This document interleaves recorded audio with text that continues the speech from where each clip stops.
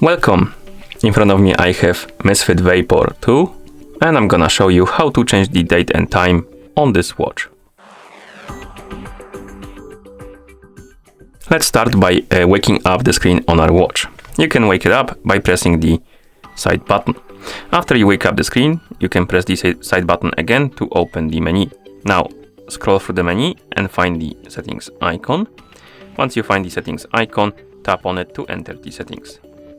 In settings, scroll all the way down and select the system option. And here select the option called date and time. Now, if you want to change the date and time manually, you will need to disable the automatic date and time option by tapping on the switch like this. Once you disable it, you can scroll down, tap on set date, and here you can change the date by swiping up and down on the month, then day, and then the year.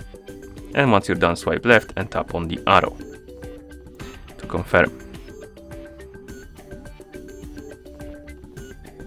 Okay, then we have the set time option. Here we can change the time. We can swipe up and down to change the hours, minutes, then the arrow to confirm. You can also change the time zone if you disable the automatic time zone option and tap on set time zone. And you can select the one you like by tapping on it like this. And last option you can change is to turn on or off the use 24-hour format.